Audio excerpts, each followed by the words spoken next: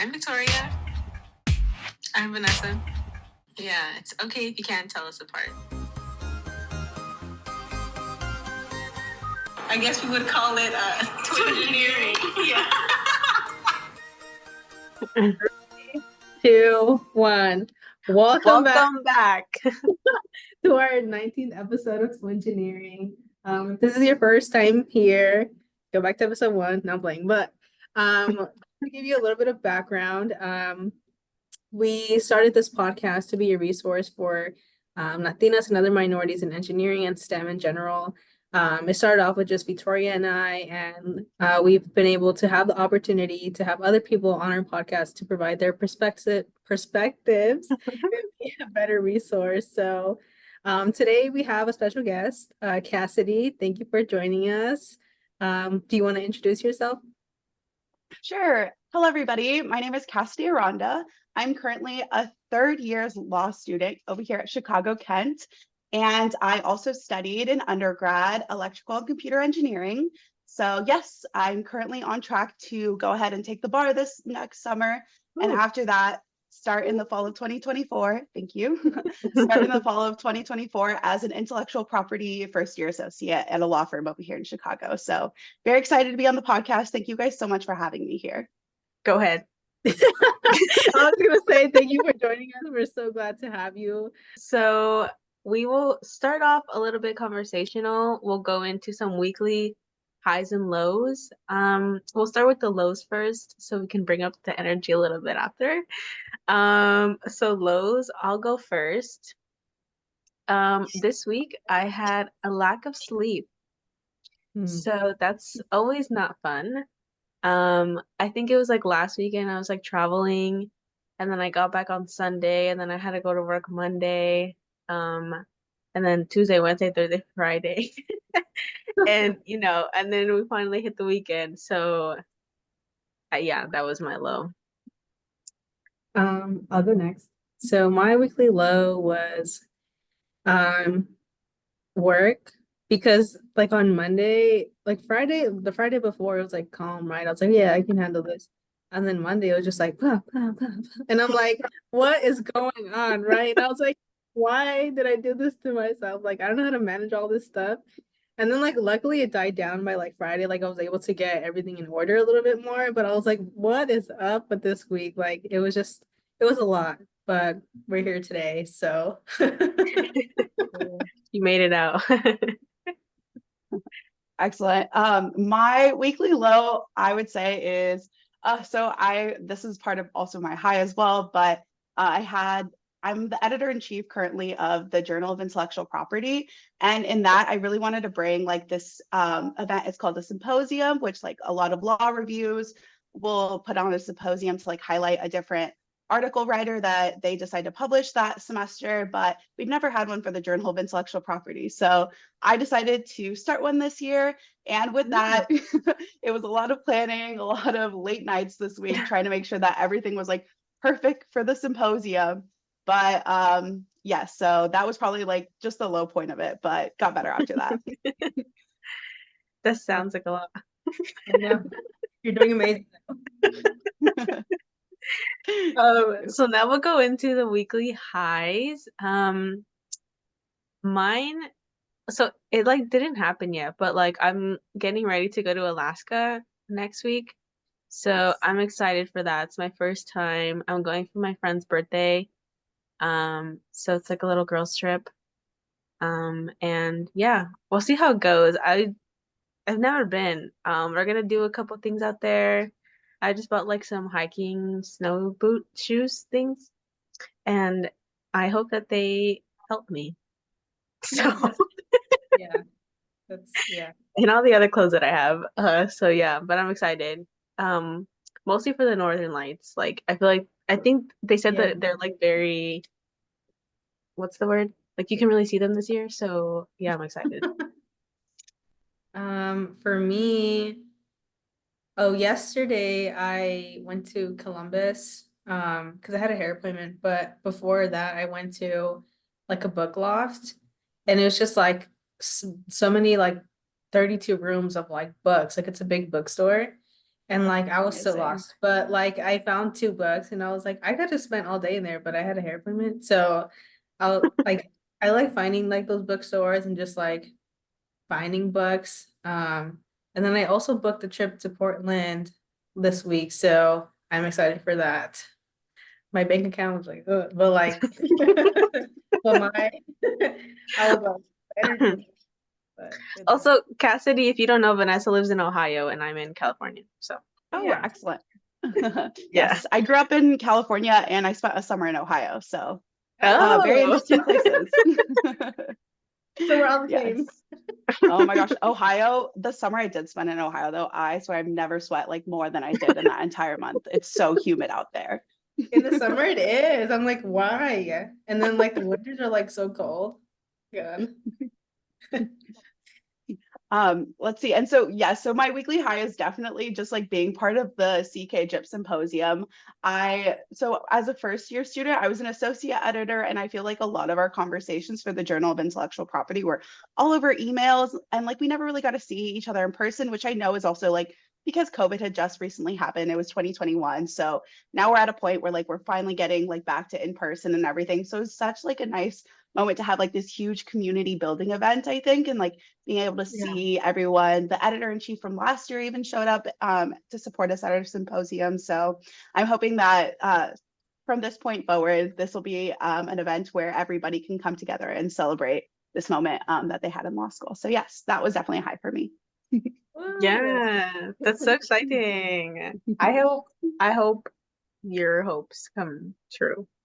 Sorry, I that thought yeah, Thank you. No, you're so but I'm kind. Thank you excited so for much. you and like how it develops. So we'll go into like something new that we like learned or something new that we tried. It can be this week, any other week. Just, something new. For me, I wouldn't say, well, okay, so I usually like when I go to the gym, I do like walking, like for cardio for like an hour, and then, but yesterday, no, not yesterday, I think on Thursday, um, I did this like indoor cycling thing. So that was the first time I did that, but also my butt hurt like day after, so I had to like figure that out, but that's It's what I true. tried this week. You gotta stretch it out Yeah. before and after. But they say like that cycling really does it for you. For me, I did an outdoor run on Sunday this week. Friday? Um, yeah, I usually like because I'm like hybrid, so like one week I'm in the office, one week I'm not. So when I do like work out from home, I'm like scared to go run by myself because I'm like I'm a woman. And like, but I found this like little trail, right? And I brought my pepper spray, so I was like, I'm ready. But I also made sure I knew how to use the pepper spray before. Anyways, it was my first time like actually going out and like building up the courage to just like go and run. It was like a little over a mile, so Mm. and I was like, okay, this is a good start. It was like 40 degrees though, so my ears are in pain, but I was like, I did it. That's excellent. Oh my gosh. I tore my ACL last semester and like had to go through the whole surgery process. So I'm currently in my like it's called return to run program. So they have me like slowly on the treadmill. So give me a couple more months and I'll be out there doing the outdoor runs with you again. You get it. Let's see. Something new that I've tried recently. So I've been like very much like deep in like my fiction, learning about different stuff era, like when it comes to reading books. So like I've read recently The Natural History of the Soul in Ancient Mexico, which is about like pre-colonization Mexico, which has been very Oh interesting. wow. It like dives into like how they perceive souls and like all these different things. Like that's been a really beautiful book. I've been reading Queer Palestine and the Empire of Critique just to understand like more about those different issues as well. But recently I've been trying to expand beyond that. So I got this book called The Ninth House, which is about it's like a fantasy fiction novel about Yale society and I guess like underground societies who are doing all these rituals to like keep them rich. And it's like very, very eerie, kind of a little dark. So that's just been like a really nice like change of pace because Yeah. like growing up, I was definitely like me and Twilight besties. So it's kind of giving me that vibe. So Yeah. I'm excited to dive more into that area. Yeah. Sorry, were you gonna say something? No, I was gonna say that's really cool. Like, I've kind of like started getting back into reading. I feel like I used to like it, and then school made me hate it, and then just because like I never had enough time to actually enjoy a book. But yeah, I've just been like I started off with like poetry a little bit, and then just to get back into it, it's a little easier. But yeah, if you have any book recommendations, let me know. Oh my gosh, I have so many. Which ones do you want to borrow? Like, Like, I'll send them to yeah. you right now. I right literally after will. Email me your address. You'll get a package next week. It's like 10 books. I'm like, oh girl, wait.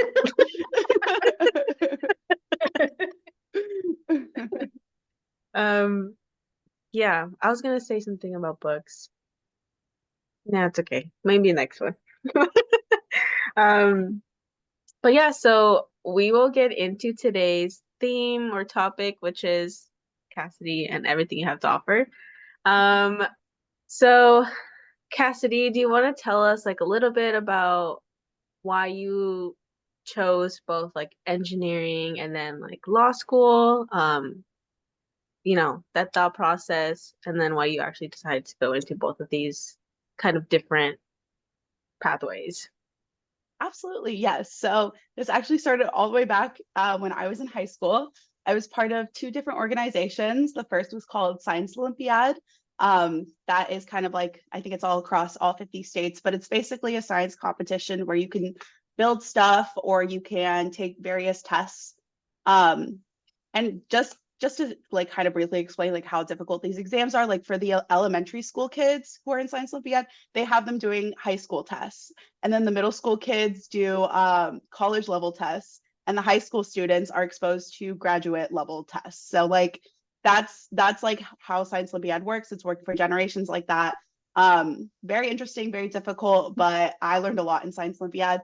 At the same time, I was also in mock trial, and I was really interested in like being a lawyer potentially. I also really enjoy acting as well. So I thought like mock trial would kind of be like, ooh, it's like my little version of a stage. This is so fun. So I was in both of those. And there was another person who was also in both of those with me. And like I remember like asking him before he graduated, I'm like, what are you gonna do? And he was like, oh, you should look in. I was like, are you gonna be an engineer? Are you gonna be a lawyer? Like, I don't see how you can like choose one path or the other. And he was like, oh, you could just do intellectual property, which is like a combination of the two. So then I just dived into that. I wanted to learn more about it. And I found that there was definitely opportunities for you to first like become an engineer and then eventually go into law school. But like the moment that I truly decided that for myself, I would say was probably my freshman year of college. I just remember being there and like in high school, it had been really difficult for me because I had gotten like 4s and 5s on my AP exams for AP English, AP European history. Like everything seemed to be telling me like, Cassidy, like go into law, like you're a really strong reader, writer, do all these things. Like, so I was like debating like, okay, like do I just like full throttle like into not necessarily an English degree, but something to that extent. And then like after that, go into law school. Um, and then my AP physics, calculus, AP calculus AB and AP calculus BC, I literally got 2s and 1s. On AP physics, I got a 1. Like everything was telling me, don't go into engineering, Cassidy. This is not for you. Like it's too difficult. And like, but I found a passion through Science Olympiad because I was able to build stuff. And like building stuff and getting my hands on different things and troubleshooting and like failing the first 500 times, but then finally that 501st time, it's perfection. Like there is no other feeling in the world that compared to that. And like, I feel like there was a moment right before I was going to start my freshman year where like, I was like, Dad, like my father, I was like, Dad, I really think I should like just go into to the like legal field. I feel like this is what's meant for me. Like everything's telling me to do that. He's like, no, like I believe in you, Cassie. Like you did great in Science Olympiad. Just go for it. Try. And I'm like, you know what? Like, why not? Why don't I just try like this whole engineering thing? I'm the first woman engineer in my family. So obviously, like I was super intimidated to like go in there and like no, I was just gonna have to like struggle and everything. But I decided, I was like, you know what, let's just see that this first year, dedicate myself to it, and then we'll go from there. And then I was taking this class called Digital Logic Design my very first year, and I was shocked. I'd never been exposed to anything like that in my entire life. I Yeah. remember like literally going to my like next door neighbor, like as she's talking about like and OR gates, and I'm like, do you know what any of this stuff is? And he's like, this is my first time. I don't know what this is. Like I was like, okay, so I'm not alone in this. But like I just felt like it was a puzzle, honestly. And I was like going and like putting all your different gates somewhere or the other. And I was like, this is really fun. Like I could get into this. So I definitely I think my start to like becoming an intellectual property lawyer like started with me making sure that I had really solid foundations in engineering and like I could trust myself to be an engineer. And like I found that throughout my 4 years of undergrad, like there was a really big turning point for me because like the classes were obviously very difficult and I tried my best to get by, but I just remember when I think it was our junior year or sophomore year projects, I don't remember which one, but there was an opportunity for somebody to like lead one of the engineering building events and like literally the only person who raised their hand was me. I was like, you know what, like let me just put myself out there. Let me do it. Let me own this project because if it's mine, I know I'm going to put my whole heart into it.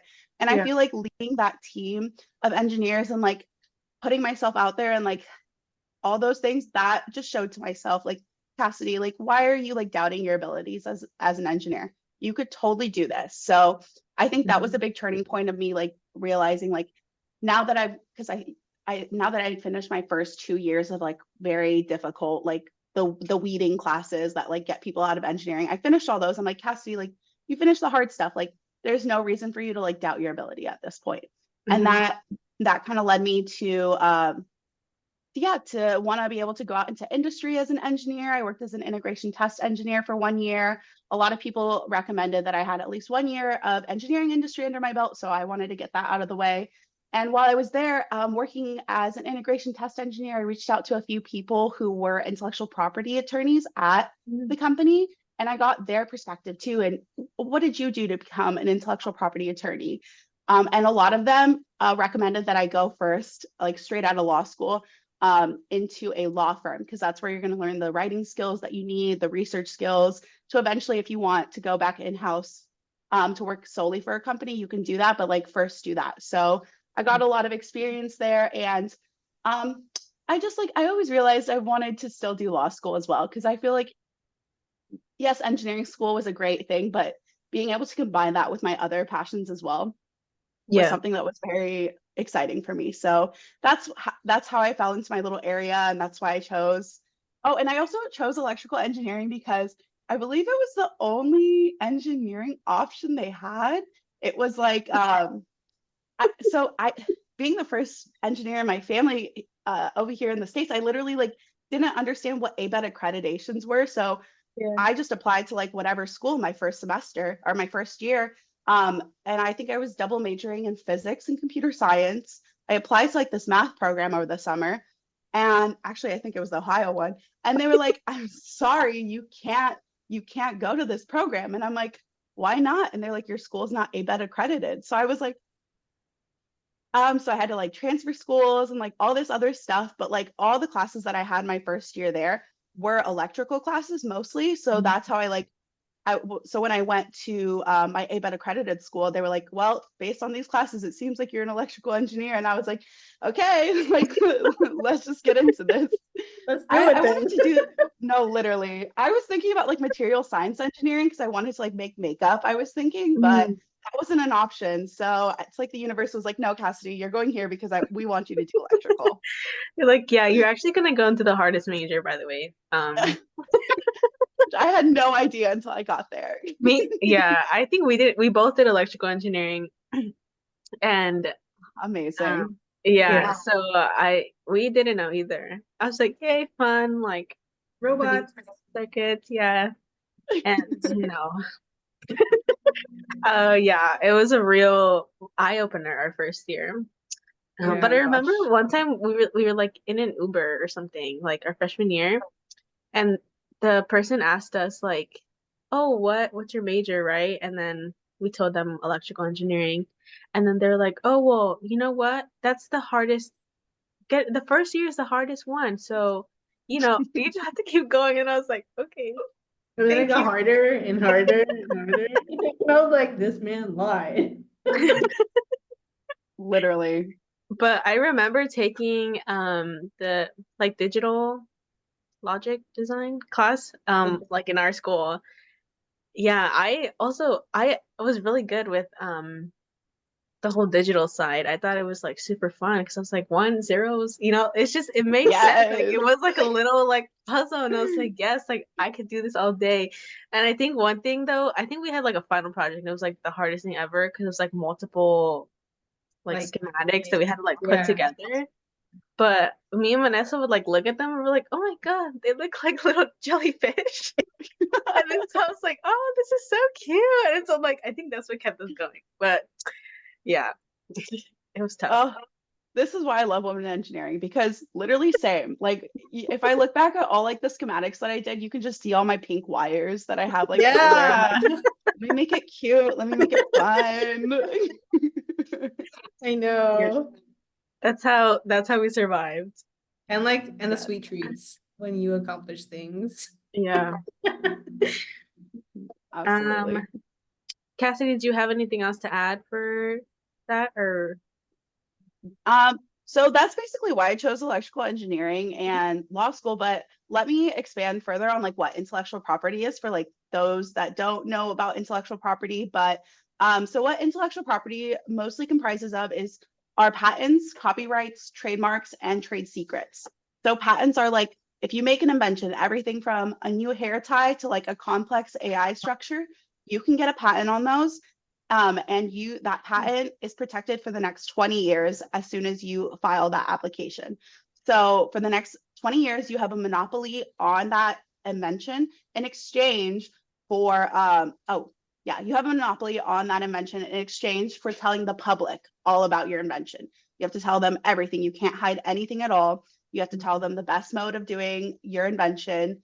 In exchange for that, no one else gets to copy that. So like, for example, when Tylenol had a patent, it only had a patent on it for 20 years. So now you see like all the other like drugstore acetaminophenes. I don't know what the exact name of Tylenol is, but like once that patent expired, then it's open to anybody to have all the ingredients that they need.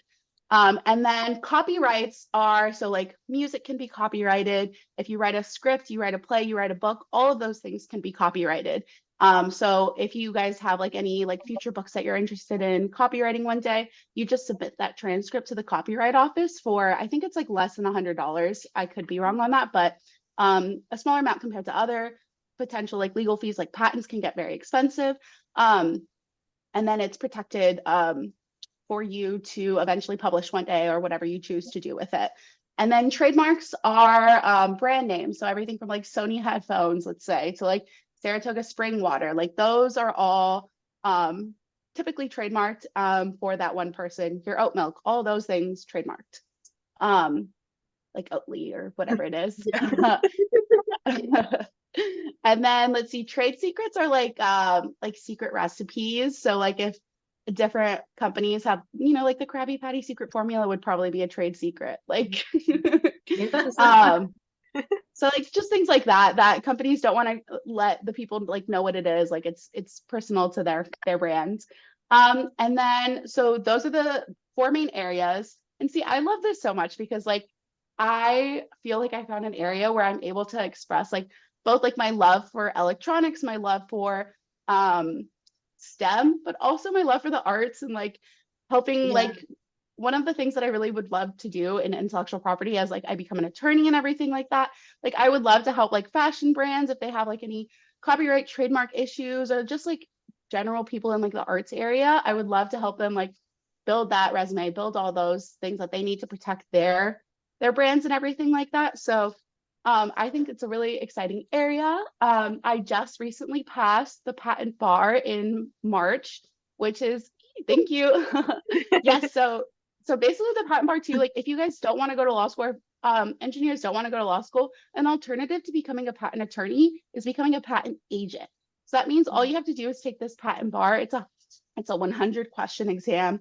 on basically like filing dates and like all this other like various stuff. But like if you pass this patent bar, then you can become a patent agent and you can prosecute patents, which prosecuting your patent means you're just talking back and forth to the USPTO office saying, arguing for your client of why they should get this invention, yes or no. But in order to do that, you need to become at least a patent agent. So me currently, since I'm still a law student, still making it official with the USPTO office, because I think it takes a few months after you pass to like get officially licensed. But once I do become officially licensed in the short future, I'll be able to recognize myself as a patent agent to just the general public. And then once I pass the patent bar, I can apply to become, or just like update my status to becoming an intellectual property attorney. So, and yes, a lot of law firms, I know there's like a lot of great law firms out there too, who like will take an engineers and like you work part-time or full-time for them and you go to school part-time and they'll pay like for your intellectual property degree as well. And then at the end of the day, you'll become an intellectual property attorney. So there's so many different ways to like approach this.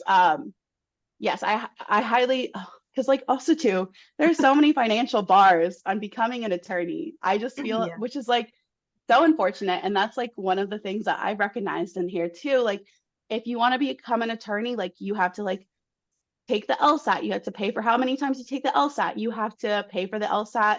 The LSAT is to get into law school. You have to pay for the class that teaches you how to take the LSAT.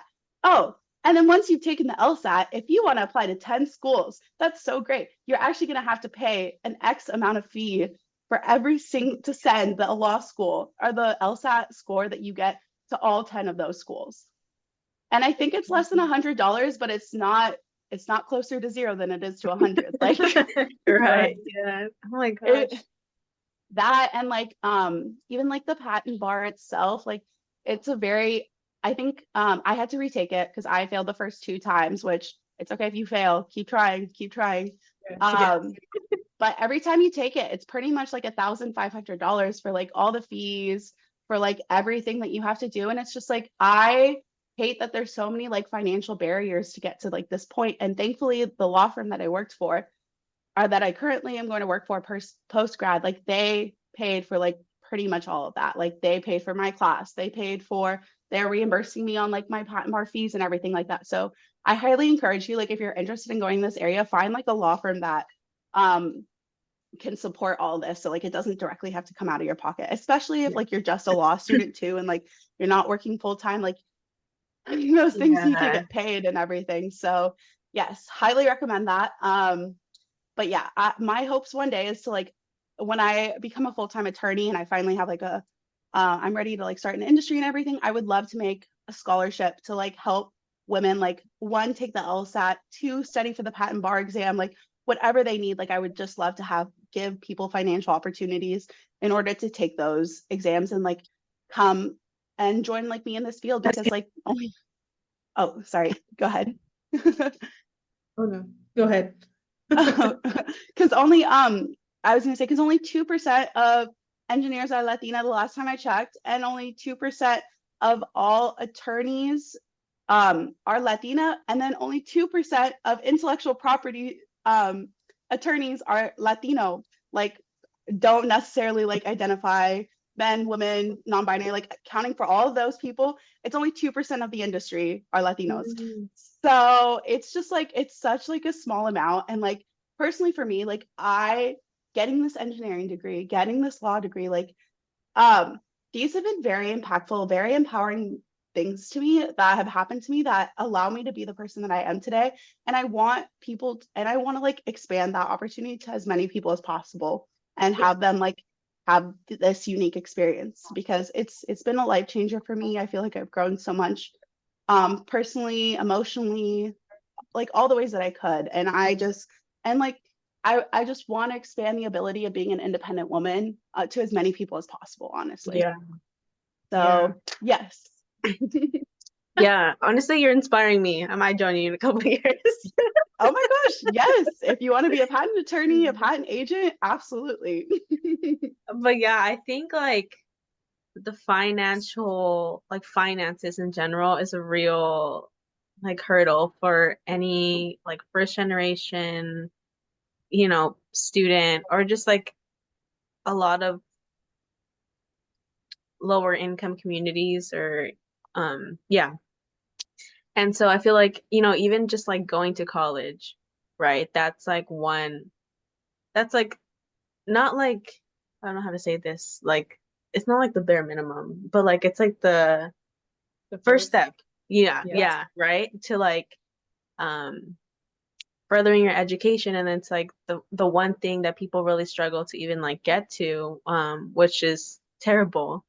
Um, but so yeah, like I have also been trying to figure out ways how to help people like financially, because I'm also like trying to like build income, like wealth, and then but like also like help people at the same time. And it's like you can't really stretch yourself like too much, or else Yeah. you're just you won't be like okay, but yeah, that's really great that like you're doing that.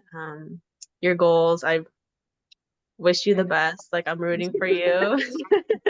working your corner, supporting you. Yeah.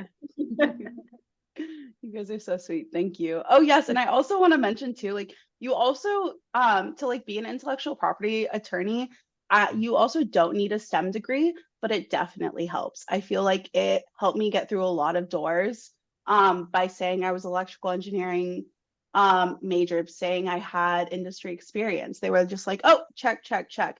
And like once you like get past that initial door of like um it's still not impossible for people who don't have STEM majors, and I still advocate for them as much as I can. But like, I definitely would say it's easier if you do have one to get through the door. And then once you do get past that door, like you are able to have like all different areas. Like for me, I can do patent prosecution, I can do patent litigation, I can do trademark prosecution, trademark litigation, copyrights. Like I can do all of that, but my STEM degree really helped me get there. So yes, just things to consider. And like you don't know that until you get all the way to law school. So it's like, what do I do? Go back and redo undergrad? Like, so that's why I like to let the people know Yeah. early. Yeah. Yeah. Thank you for sharing that. Yeah. So I guess we'll move into the intersections of engineering and tech in law, unless you kind of already spoke on that, but Let's see. Just to further expand on what I've said, I would say like in this sense, like this past summer, I was exposed to like a lot of AI technology that I gotta do patents on and everything. And yeah, so there's everything from like AI to trying to think what else. There's definitely like a lot of like like circuitry that I know people have done. And like oh, the thing is like too, like in with you having an electrical and computer engineering degree, I feel like the attorneys kind of know that you understand like just basic technology. So like, and like you getting your engineering degree shows to them like you are capable of learning a lot of things. So like even if it's like not in your specific area of like circuitry that you're used to, that's totally fine. I feel like there's still ways where we can like train ourselves, we can research so that we are able to prosecute patents that are not necessarily in our main area of engineering, but like are similar or things that we can like further just learn about. So yeah, that's the other part that really excites me about this industry. I feel like it's very much ever changing, and like you never know what the big new thing is. Like I know like last 2 years, like everybody was all about NFTs, and now like we're changing to AI. So I just feel like there's a lot of different areas. It's going to be ever evolving, and with that, we as engineers are eventually are going to be ever evolving with that as well too. yeah. Yeah, that's really true. Yeah. So Cassidy, do you want to speak a little bit about like being a woman in electrical engineering, undergrad, being in industry, how that was? Oh, I can absolutely speak about this for days. I was so in undergrad, I was the only woman and only Latina woman in my group of electrical and computer engineers. So it's just me and like, I don't know, like 30 other guys just living our lives, doing the thing, and like, it was the worst sometimes. Like, I feel like there were some men who were not supportive of me being there at all, and like explicitly would tell me that to my face. And like all these things. But you know what? I just kind of like brushed it off, ignored it. Again, like me leading that one project really helped me show like, you know what, Cassie, it doesn't matter what the haters say. Like, you got this. You proved to Mhm. yourself. You're good. Like, so I think like, yeah, that was, I would say like, undergrad experience was definitely and then but then I went to work. I went to like my workplace like postgraduate, and I would say that the men there like treated me like equals. They really respected my opinions. They like heard me out whenever I had anything to say, and like help me implement my ideas. So I was just shocked because like coming from undergrad where like I had my walls all the way up here because I was like, oh, I don't want anybody to like break my barriers or anything. Like I was able to finally like find a workplace where like um yeah, where I was able to like thrive and like actually be able to talk out my ideas without like were there like some men here or there, but like it's fine. Like my main core group was they were very supportive of me, and they were like, anything that you want, like Cassie, like we have your back.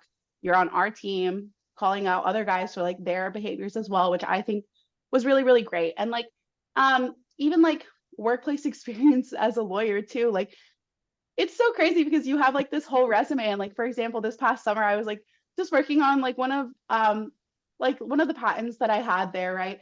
And like I guess this guy gave me like I want to say like 10 patents, let's say. And he was like going and like he was like, check out the patents if they let me know like which ones you want to work on, check them out. And like we had a follow-up conversation the next day, and during that conversation I was like, okay, so I really like 2 and 3, but I don't think I can do 1. And immediately he like interrupts me. He's like, oh, because the subject matter is too difficult. And I was like, no, no, no, no, Oh my God. no. Literally, we have like the same exact degree too. Like, sir, it's literally not that. I was like, no, it's just time constraints. Like I have 4 other projects that are due tomorrow. I can do it for you. I can do all these other projects though, because you like only gave me like whatever, like 2 days or whatever it was. But it's just like, so like I feel like even like, but like thank God for my experiences in undergrad and post undergrad that like helped me like secure myself as a woman in engineering, so that when I come over here to this law field where like obviously there's still like the patriarchy is still strong within the law field, like I'm able to like call that stuff out, not like be able to like let myself get um like feel down or like doubt my abilities, you know? Like Yeah. I've dealt with all of that in undergrad, and I'm able to like make sure that I'm confident in my abilities this moment forward. So yes, it's definitely a different experience, but I feel like I have all the tools to like advocate relentlessly for myself in this industry now. Yeah, that's Wow. great. I know Yeah. I sometimes I think it takes a minute for me, like when there's like comments or like certain behaviors, like it takes me a while to like process or like to realize like what happened. And so like I don't necessarily like always react like in the moment, and then like Yeah. thinking back I'm like, oh, I should have said this, or like that's what they meant, like I should have, but yeah, hopefully I get better at that. Yeah. Yeah, it was very intimidating. Like, I mean, obviously I can't say I was like the only Latina because Victoria was there too. But like in undergrad. Um, but yeah, like going into like labs and stuff, and like you try to explain something to this group of males, and then like they don't take you serious, and then until you actually prove yourself, and they're like, oh, maybe she's onto something, you know? And it's like, why do Why do I we have have to to get to prove that point? myself? Right, right. Like, can you just trust me a little bit, you know? Um, but yeah, yeah. I think But yeah, I was gonna say I think that happened in like physics once, like in one of my physics labs. And then I think it was like I think it was 9C. It was like a class where they brought in like circuits for one part of the class. And anyways, there was like this already built circuit that we had to like look at. And I remember the TA like saying, don't do that, or like don't do this, right? And then these guys were just like doing exactly the opposite of what this man said. And then I was like, we're not supposed to do that. And they're like, it's fine. And then I was like, he said we're not supposed to do it, like I said it so many times. And then the TA comes around and he's like, you guys have to start over. And I was like literally we could have I was like, oh, just give me the stupid project, like I'll do it myself. But gosh, so many yeah. So many similar experiences. It's terrible. And I think what got me through in undergrad was the community of society women engineers, like Mm. just a safe space where like I was able to like meet with other women who'd had these experiences, or like just a safe space to talk about it, just like we're talking about it here, you know, like the girls who get it. And like my girls got it back then and like all Yeah. that too. So yeah. I feel like finding community, even if like you are the only woman engineer and like your one section, is so important. Mhm. Yeah, that was Communities are very important. Yeah, that's what got us through also. definitely. So I think we'll move on to talking a little bit about ethics and engineering. Super excited. And then happy to have Cassidy on for this conversation. But yeah, do you want to start it off, Cassidy? Yes, definitely. So ethics in engineering, it's something that Victoria and I had been discussing offline too, because like I just feel like with the power of us being engineers, like we have the ability to make the world such a beautiful place and a safe space and a place where you're not harming other people. And I feel like the fact that engineering is being used to harm people in the world today, especially the Palestinian people, is definitely something that like we want to actively advocate against. And like yes, so that's like my initial thing on it. Like so in post undergrad, I originally went to the women engineering conference because I wanted to land a job outside of college that wasn't at my school. We were kind of a smaller school, so like it was only like small local engineering firms where we can get jobs at. But like looking at the women that I had like around me, I was like, no, I feel like we can go out there and like get the best jobs on the market and everything. So we all went to like the women engineering conference together, and like I don't know why I was like so I like just wanted a spot in like a science or sorry a space industry, and like I like tried my best to like find something like that. Ended up at a job called Phantom Systems Works for the Boeing company. And like while I was there, I received several other offers from like other big other big engineering firms as well. But I don't know why I was like so hell bent on like wanting to work for the Boeing company, because like no one else in my family had ever like been in an industry like that. So I was like, oh, this is a great opportunity. Let me just go here. Yeah. I worked so, and then I think like the summer before I started, they are like a month before I started, they were like, so we actually don't have that job for you anymore. So you have to work on an E-18 Growler jet. And I was like, what is that? And like me, like growing up, like my mom never let us like touch like Nerf guns or like any of that stuff. So like I've like always like in my family been like not interested in guns, none of that stuff. So I was like, what is this thing? But it was basically this airplane that like is supposed to like stun the other side's communication. So I'm like, okay, I'm not working on anything that has to do with guns, and that makes me feel slightly better. But like, yeah, so I worked on that for like a year, got immediately out of that to do my intellectual property stuff. But like, yes, now I'm just like at a point where I'm just like, I just want to make like as ethical of a career in my life as possible. And like I've manifested this for myself. Like I want to bring the most good to this world. And I don't want to like I want to avoid everything that like harms any people in this world. Like here at I became aware of the Palestinian causes like my very first while I was here in law school. And like now we've had speakers come and like tell us everything about how like a lot of the issues in Palestine that have been happening are because like it's been legal. Like, for example, one of the big things, like it's illegal to even celebrate you graduating over there in the West Bank. And like me, like about to come in to celebrate my graduation, like I'm like, wow, like I just feel like the law has like I mean like slavery was legal at some point. Like Right. the law has enabled a lot of these harmful acts that have happened to people of color and to these communities that are at risk. So I just feel like yeah. So I really want to like make sure that I am contributing positively to society, and that I encourage like all my other engineering friends who like do have these positions of like knowledge and power to like make to do our research, to understand like what we're actively doing every single day, and like how we can like best contribute intersectionally to like make a better society for everybody. Yeah. I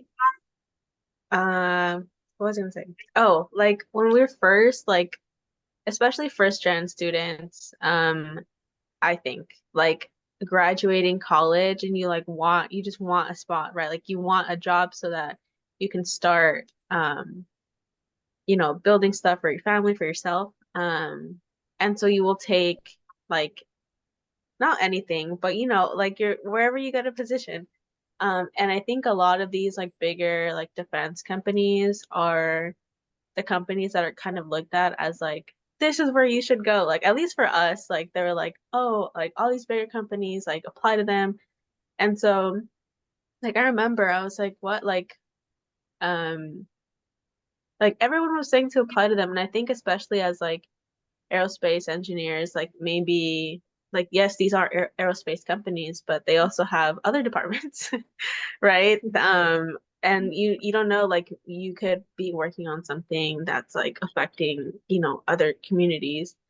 Um, but I think that's like where you said to like do your research, that's where like that comes in. Like you can't like obviously you want to be able to like trust these people who are telling you like these are companies to go to, but at the same time, like it's, we are in college, like do your research about what these companies do. Um, because at the end of the day, like, you working there is still like funding them or like keeping them in operation. So, but yeah. I was Yeah. gonna say something else, but it kind of went. So Vanessa, go ahead. Yeah, I think also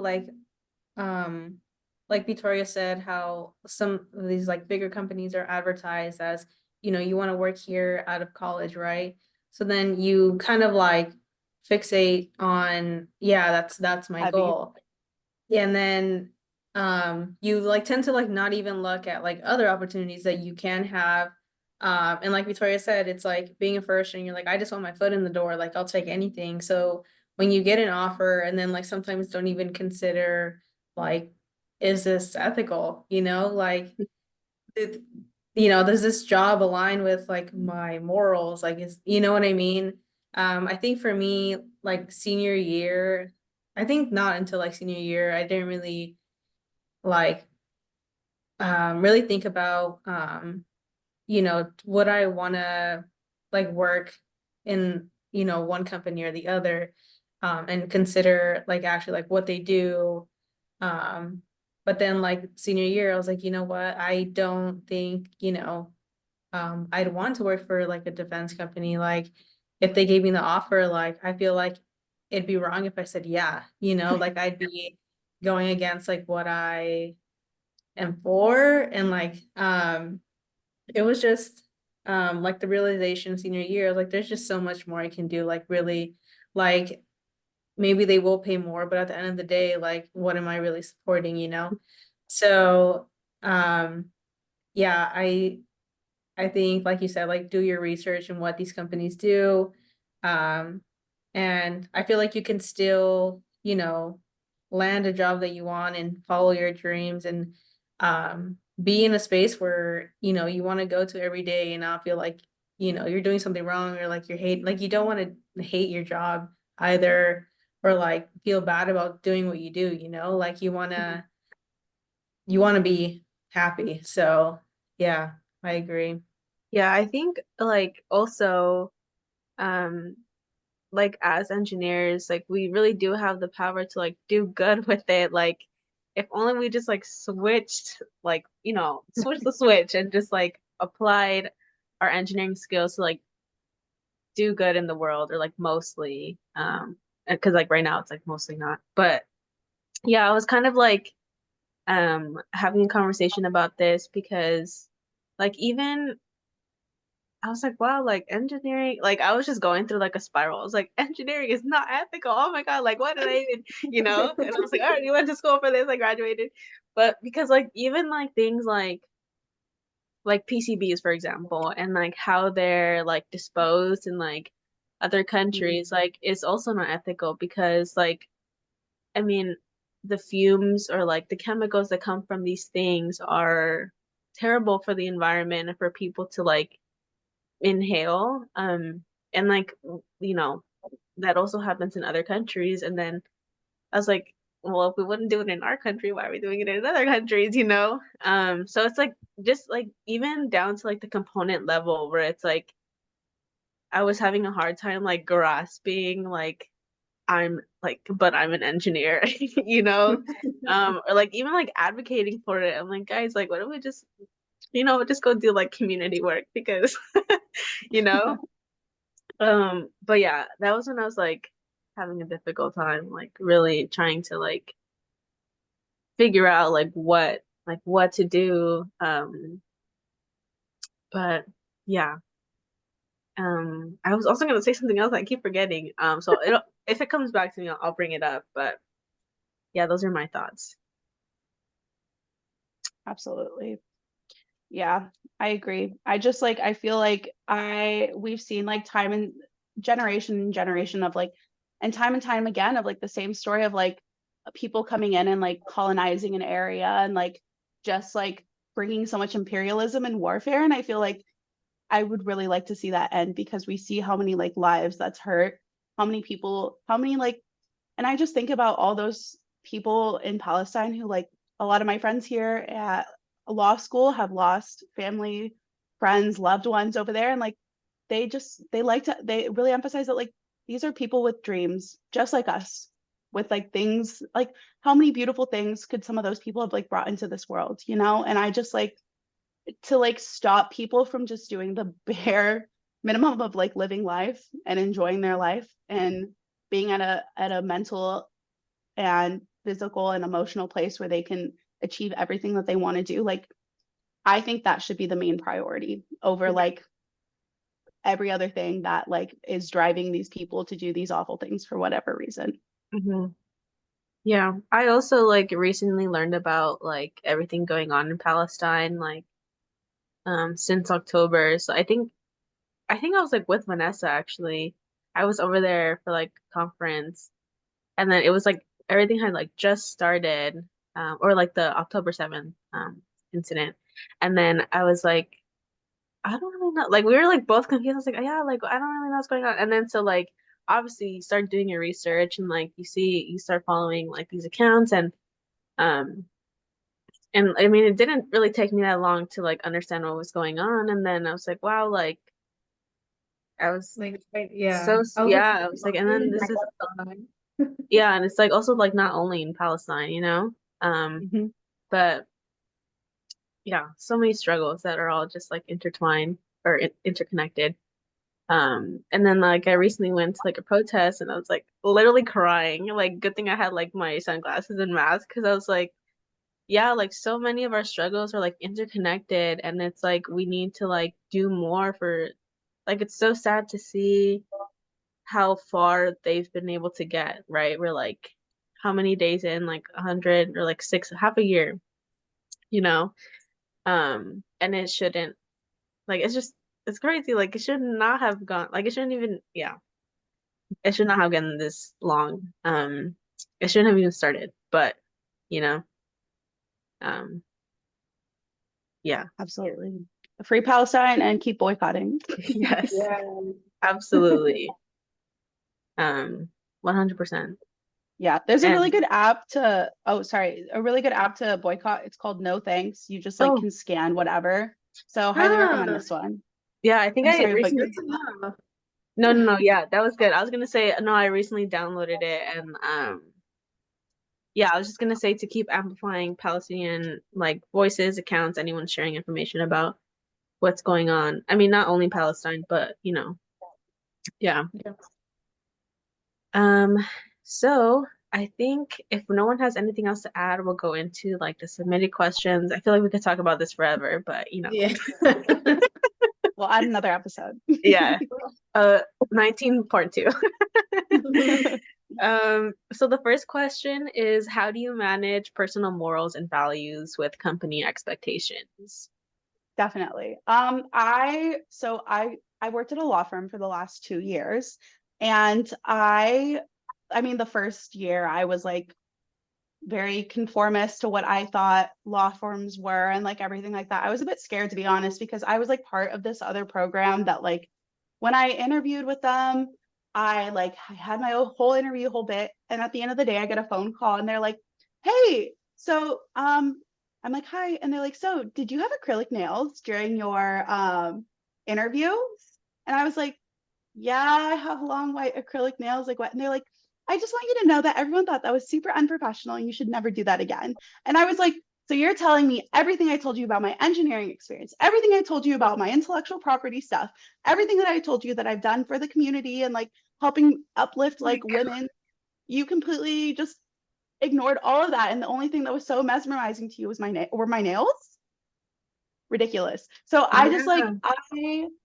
I know I'm not the only one. Like my friend the other day was telling me that she got called out because she didn't wear heels to court. It was like there she's like, "Yeah, your client is paying you to look a certain way." Like, no, they're paying me for what's in here.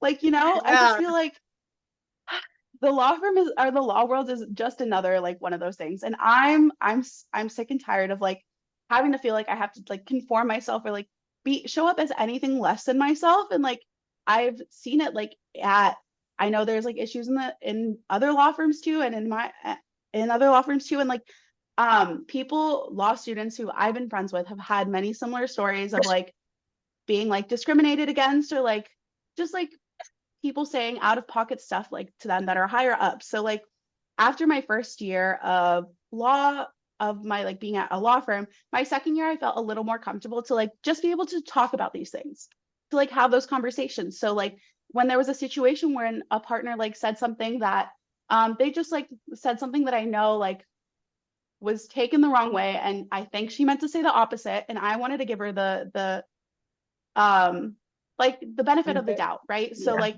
I felt comfortable enough to go into her office afterward, bring the person who like felt called out by this like situation, and like they were able to talk it out and like resolve all these things. I like sat with her and I was like, "I really don't think that this is what you meant to say. I think this is what you meant to say." And she's like, "Oh, I meant to say this. Did it come out like this?" "Yes, it did." And so like bringing in that person and like having them have that face-to-face conversation, I think is really important. And so like I think like um just challenging the norms so that everybody feels like they have a very intersectional, safe place to work, especially in a place that has been infiltrated very heavily by white supremacy. That's like what the law field has been like heavily influenced by the patriarchy and all of that. And the only way to destroy that is by calling situations out and by being able to like do all those things so that we can make the environment that we're working in safer for ourselves, more inclusive for ourselves, um, and just a place where we can like openly talk. Like I know like so one of the people who came recently to our school and spoke, she's been a relentless advocate for Palestine, and she posted a bunch of stuff on her stories. And like very first day of her work as a full-time associate, they pull her aside and they're like, "Hey, we have screenshots of all of your posts and everything." Like had a whole conversation with her, and at the end of it she was fired. So like I just feel like it's a very yes, like I just feel like it's a place where like if she's currently filing a lawsuit against this law firm, and she said that she's doing that for the next generation to like be able to like it's like yeah. So so the next generation doesn't have to deal with these things. And like Right. I feel like that's what we're always fighting for in this field. Like Yeah. the only way unfortunately is just like by going head on and like speaking up about it if you do think that something is wrong. And I have found that law school has empowered me to have those moments where I do feel capable of speaking up, because I understand, because me in engineering, like I don't think I had that empowerment as much, but I do now after like I would say like in that sense, like my skills have like increased a lot because of law school and all the experiences that I've had here. Yeah, that's well, I love that for you. Like being able to like speak more or like speak up more now. Not the experiences. Yeah, that's terrible. Yeah. I also try to like see how far I can push the limit with like because like I also have long nails. They just like grow out long, and I have like rings. Like I don't really want to like a lot of the people at work, like they're just very professional, and I'm like that's uncomfy sometimes. Like guys, let's be comfy at work. Um, but so the next question, I feel like maybe you might have answered this. So if you have anything else to add, feel free. If not, that's okay. Um, what led you to decide to make the transition from engineering to law? Yes. And sorry, while I'm on that topic, Yeah, sorry, the previous topic, yeah. No, one no, more you're thing to good. add. Yeah. I just like, I want everybody to feel free to show up as themselves in this industry. And I feel like Mhm. the only way we can do that is like by having these difficult conversations in order to make it a safe space for everybody. So yes, Yeah. that's what empowers me to be able to challenge all these standards, honestly. Yeah. Yeah, I feel like I did talk about what led me to making the transition from engineering to law. I just like I wanted to, I think, improve my writing skills more too. So I think that also helped a lot. Mm. And then final question. Thank you for spending all this time with us. How does law school compare to earning your engineering degree in terms of difficulty? Oh my gosh, engineering school was so much more difficult. I like spent hours crying. My mom knows. She was on the phone with me every single day. She was like, Cassidy, are you sure you want to do this? You can always transfer into sociology. I'm like, no, mom, I know I'm crying, but like it's gonna be fine. Like I had never had a harder 4 years, honestly. Like I just the amount of times I just stared into space, just like being like, oh my God, like I just need this to all go well. Like law school, I feel like people love to like gatekeep law school is like so difficult and everything. Like, no, everybody is capable of doing it. It's just a lot of reading and a lot of adjusting. My biggest hurdle coming to law school was my writing skills because I mean, you're in engineering school. What are you gonna do? Equations? Like there's no sure you have your labs that you like write about, Right. but like there's no like 20-page papers that like you have to like deeply research that are due every other week, you know? Mhm. But I had a really great writing program here at my law school. So I feel like that really helped me improve my writing skills. And then me just challenging myself like through the journal and working my way up as an associate editor, as a submissions editor, eventually to editor in chief this last year. Now I'm the last line of defense. So I have to make sure that like all the grammar is good, all the blue booking rules are perfect, because if they're not, who's it going to fall back on? The editor in chief.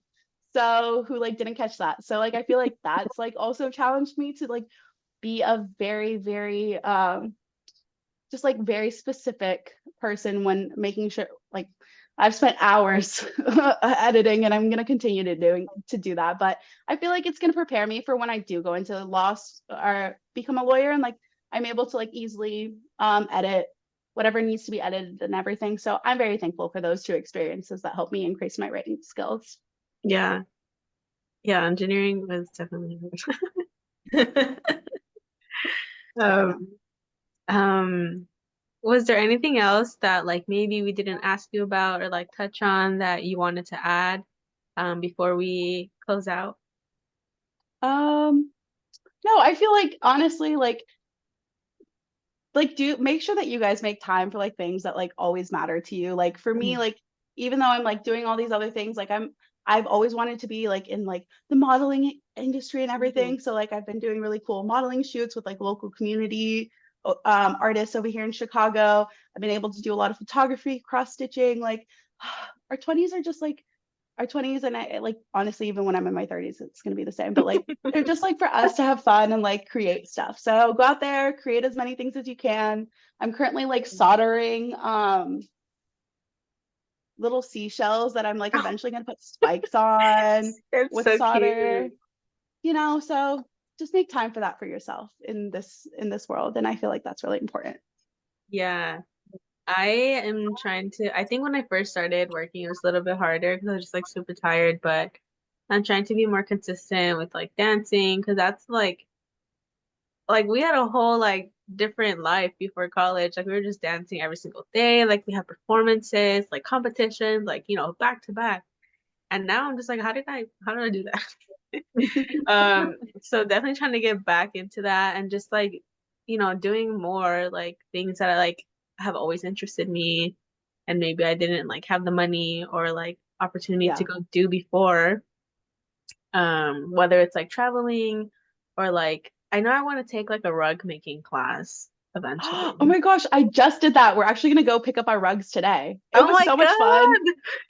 I recommend doing the smallest size because and eating before, bring snacks, bring drinks. We were just in there for 6 hours without any of that stuff. And it was Okay. not great, but it always takes longer too. Yeah, I will keep that in mind. But then also just like getting myself into like or like being involved in the community or reaching out to other people, Yeah. like even if they're like in a different like um area, like maybe they're like acting or maybe they're um like a DJ or something, you know, like but like still within the community, like yeah, I think that's like one thing that we have. So trying to Yeah. do that. I would say I agree with everything you said. Like like when I moved out here to Ohio, it was like me, myself, and I was like, what do I do?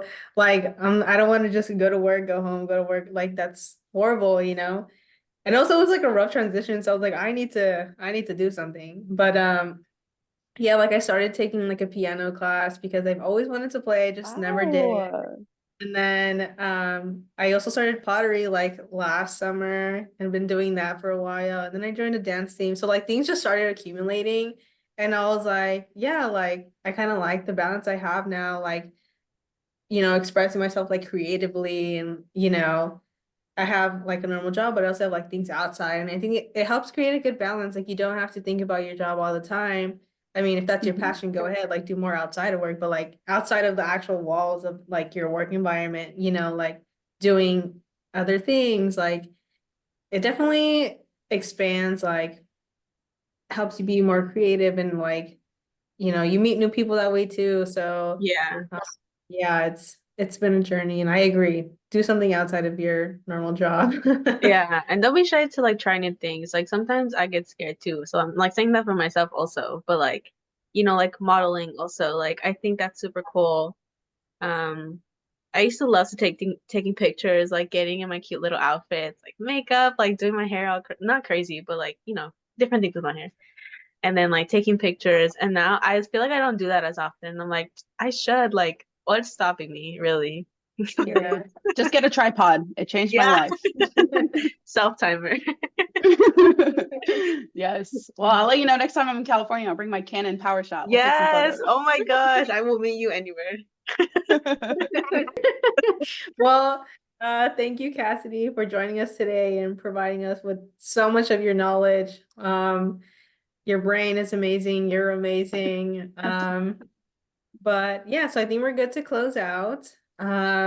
We don't have a closer, so Don't forget to go to our website if you yeah. want to check out this episode along with other things like features we've been a part of. But this podcast is available on YouTube, Spotify, and Apple Podcasts. So no excuses. Just kidding. Um, but yeah, tell your friends, share it as much as possible. Follow us on social media. We do have an Instagram account and a TikTok account. But yeah, stay tuned for our next episode. That is all. Okay. Bye, everyone. Bye.